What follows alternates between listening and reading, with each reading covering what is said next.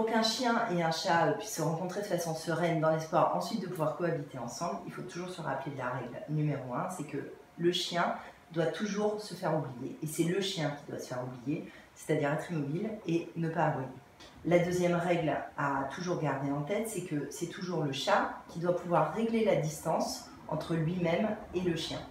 La très mauvaise idée qu'on pourrait avoir serait de tenir le chat pour le présenter au chien, et ça c'est extrêmement dangereux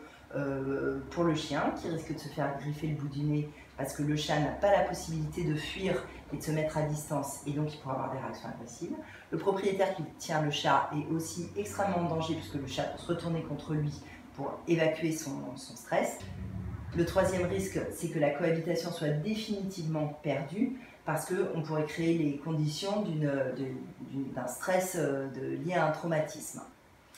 En règle générale, de toute façon, un chat explore et découvre toujours de façon beaucoup plus sereine quand il est persuadé qu'il a la possibilité de se mettre à distance, de s'isoler et de se cacher dans un endroit inaccessible aux autres. Donc, toujours garder en tête, c'est le chien qui ne doit pas bouger et le chat qui doit pouvoir faire l'exploration à son rythme, dans un milieu ouvert, sans contrainte, avec toujours la possibilité de s'éloigner et de se cacher.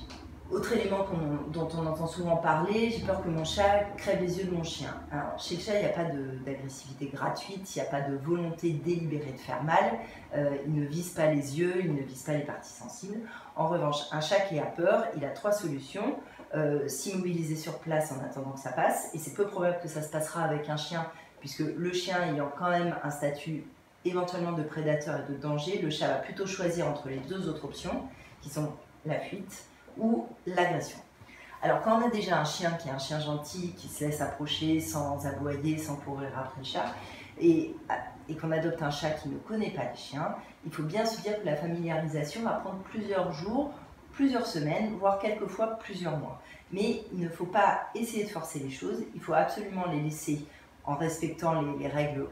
qu'on a édictées avant, il faut les laisser prendre le temps de s'apprivoiser et surtout laisser le temps au chat de persuader que votre chien ne va pas lui faire de mal. L'habituation entre un chien et un chat est toujours plus rapide si le chien ou le chat ou les deux se sont connus quand ils étaient petits ou à minima ont connu des individus de l'autre espèce pendant leur période de développement précoce, c'est-à-dire avant 3, 4, 5 mois. Ensuite, si on a un animal adulte, le fait d'adopter un autre animal qui soit un bébé favorise aussi la mise en contact et la familiarisation l'un à l'autre, parce que ce soit des bébés chiens ou des bébés chats, la curiosité et leur besoin d'exploration les poussent quand même beaucoup plus facilement au contact, et donc à créer un contact et un lien.